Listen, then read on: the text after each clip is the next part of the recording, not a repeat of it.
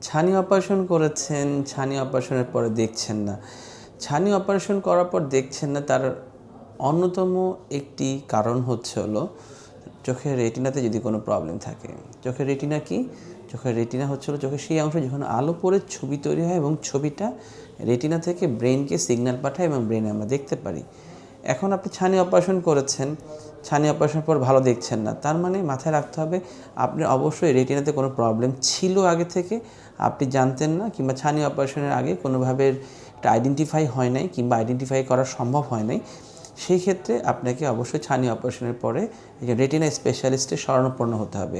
চোখের রেটিনাতে অনেক কারণে আপনি দেখতে পারবেন না। যদি দেখা যাচ্ছে আপনি আপনি আপনি অবচেতন অবস্থায় আপনি কিংবা অজান্তেই আপনি চোখের রেটিনাতে কোনো স্ট্রোক করেছে ডায়াবেটিসের কারণে কিংবা প্রেশারের কারণে, কিংবা আপনি দীর্ঘ বছর ধরে আপনি ডায়াবেটিস রোগে ভুগছেন কিংবা উচ্চ রক্তচাপ রক্তজনিত কারণে ভুগছেন, রেটিনার পর্দাতে রক্তক্ষরণ হয়েছে কিংবা রেটিনা উঠে আসছে, ছিঁড়ে গেছে, কিন্তু আপনার চোখে ছানি পড়ার কারণে ওই রেটিনাতে যে সমস্যাটা হয়েছে ওটা আইডেন্টিফাই করা যাচ্ছে না।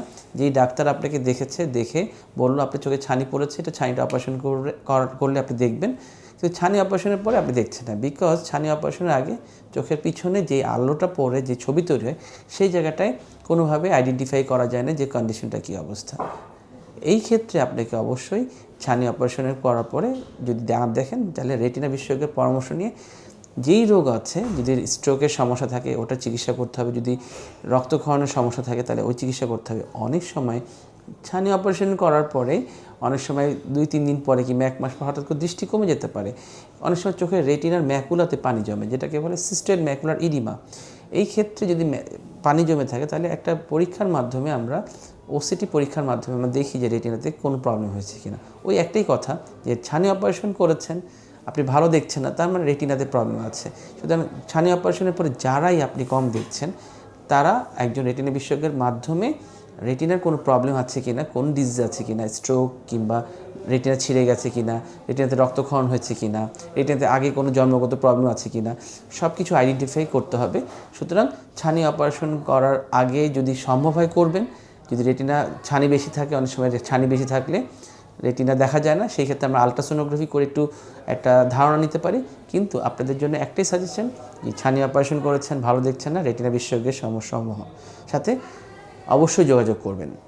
কিন্তু আরেকটা জিনিস আমি বলতে চাচ্ছি, ছানি অপারেশন করার পর যদি চোখ লাল হয়ে যায়, তীব্র ব্যথা হচ্ছে, পানি পড়ছে, ফুলে যাচ্ছে, সেটা একটা অ্যালার্মিং।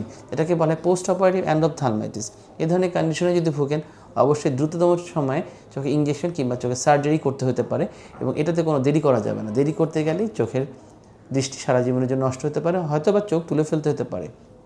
সুতরাং যারা ডায়াবেটিস আছে, যারা প্রেশার আছে, ছানি অপারেশন করার পরেও এবং ছানি অপারেশনের আগেও ডায়াবেটিস নিয়ন্ত্রণ না করে ছানি অপারেশনে যাবেন না, এবং ছানি অপারেশনের পরে যদি ডায়াবেটিস নিয়ন্ত্রণ না থাকে তাহলে এই ধরনের ইনফেকশন হওয়ার সম্ভাবনা থাকে।